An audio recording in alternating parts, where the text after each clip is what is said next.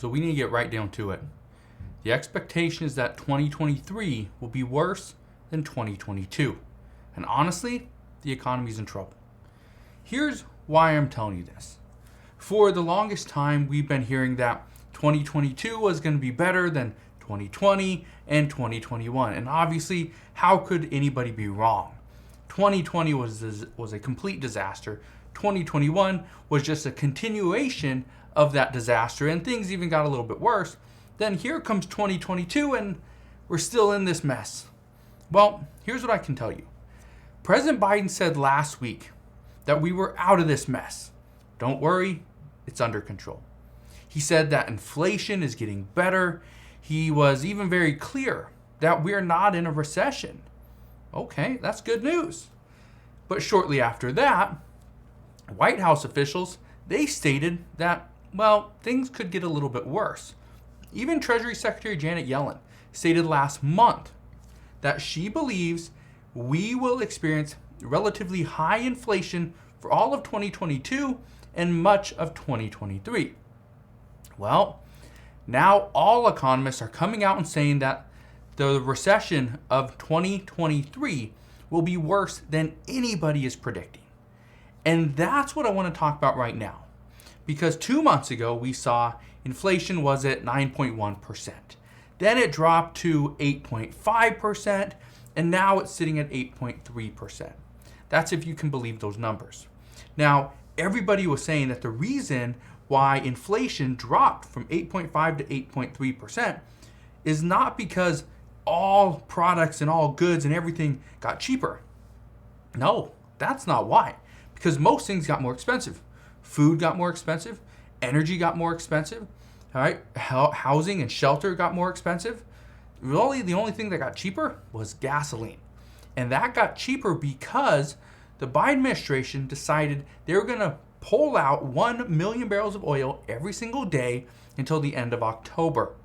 That's what's happening right now.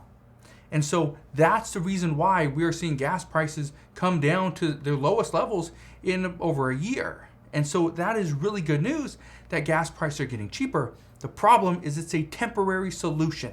It's a temporary fix. Because again, things are getting more expensive. For instance, we know food prices are still going up. We are seeing less exports from other countries, which means prices are only going to stay elevated for quite some time. Now, not only are they going to stay somewhat elevated, but we are going to see us here in the United States, we are going to struggle as well because, well, guess what? As other countries are paying more, they're going to buy products. They're going to buy food from the United States. We're going to export food. And when we export our food, guess what? It means our prices, because now we have less of a supply, are going to go up. Here's another issue. And I talked about this like a week, maybe 2 weeks ago, that India has a rice export ban. And that's going to hurt the entire world. I've said this before, that if India were to do this, it's really going to hurt. Guess what? It's already hurting. We are already seeing prices of rice go up. We know that the extreme drought that we are currently experiencing in Argentina, this is actually going to impact all the United States as well, because Argentina sends a lot of things like corn, soybeans, even wheat to places like South America, even Central America. That's a problem. If they do not have the products that they need, the food that they need, guess what? Where are they going to turn? Yeah. The easiest thing would be to turn right here to the United States. That would be the easiest thing. So again, keep that in mind. We also know food prices are going up because food processing is getting more and more expensive. We're having to pay people more money to work. So it means it gets more expensive. We also know farmers across the entire United States have simply stopped planting crops. They just stopped. And it's due to things like fertilizer costs, extreme temperatures, and even equipment failures. Yeah, we are seeing all these things happen. And again, that's just some of it. And there's so many more issues, but again, those are just a few of the issues that we're seeing right now, and that farmers are just not planting crops. It's just too expensive to buy fertilizer, and so they're not going to do it. And if they're not going to buy the fertilizer, why plant the crops? Why plant the crops if only some of them are going to be able to get harvested? Or maybe none. We don't know. So that's just one of the issues. We also know major employers are laying off employees. And something I brought up earlier today, I want to touch on this because I was reading a handful of comments, and even looking through some of the comments now. So I mentioned something called quiet firing. Now, a lot of people have heard about quiet quitting. It's a big thing that's going on right now where employees come out and they don't really do their job to the best of their ability. They come in late. They don't take on any new tasks. They do things halfway. And what they're attempting to do is pretty much either just get fired, right? Or they just don't want to take on any more responsibilities. Well, people have heard of that. But what's happening now is quiet firing. And this is something I mentioned earlier where employers will give you additional tasks, will give you horrible hours, will make you come in on a day off, will give you tasks that you don't really know how to do, right? Just responsibilities that aren't even yours.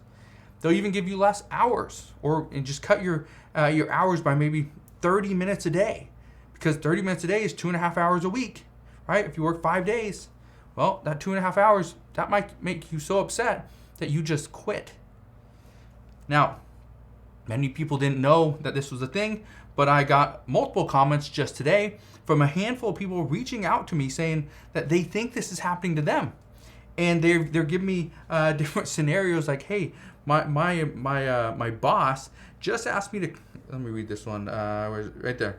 My boss just asked me to come in on Sunday morning. I came in, I watched your video. So this person, my guess is this today. I came in, I watched your video first thing, and it has me wondering, is my boss trying to get me to quit? I guess this person doesn't come in on Sundays. Well, that's a possibility. But again, it's just another thing that we're seeing. We also know the housing market's crashing, right? And for the past 5 years or so, millions of Americans were banking on their home's equity to bail them out. They saw their net worth just skyrocket because home prices went up. They owned a home, well, things were good. Well, they were using their home equity to do things like fund a vacation, buy new vehicles, fund home renovations. And now it's getting more and more difficult to pull money out of their homes. Well, this is causing the market to crash. Now, this is not the only reason that the housing market's crashing. Okay, well, this actually isn't one of the reasons. But it's interest rates going up, the supply of homes on the market, that's causing a major issue, a potential recession or depression like many people are calling. Again, not many people are wanting to spend thousands and thousands of dollars on a home, overpay for the home, and on top of that, pay 6% interest. Not many people want to do that. And here's the next thing. And this is very troubling because this is something that we knew was potentially coming. Now we're getting reports on it. When you factor in the recent student loan forgiveness, most economists agreed a while back. The reason we're seeing such high inflation is because the government kept spending money and didn't know when to stop. And after everybody agreed on that, and that was the case, and yes, it's not just Democrats, it's Republicans as well, because again, keep this in mind, the Republican Party and former President Donald Trump, they passed the first few stimulus packages. Then the Biden administration, Democrats came in and passed some more. Well, now on top of all that, you add on the additional up to $10,000 in student loan forgiveness for every single student. Every single student. That is what's causing more and more issues. And according to reports, the only option at this point is for the Federal Reserve to come in and push the economy into a deep, deep recession. And at this time, that is exactly what most people are expecting is going to happen, especially right after the midterm election. But keep in mind, the Federal Reserve, they're going to come out this week. They're coming out this week, and they will tell us how much they're going to raise rates. So it's going to be an interesting week, I can tell you that. But just understand that many economists are already predicting that what's happening right now will make 2023 the worst year yet. Not 2020, not 2021, and not even 2022. This will be worse in 2023. All right? So that's where you know at this time. As always, as I know more, I promise I'll come back on and share all latest news and updates. Again, just want to thank you guys for watching. Have a wonderful rest of your day. Consider subscribing, and I'll see you guys on the next one.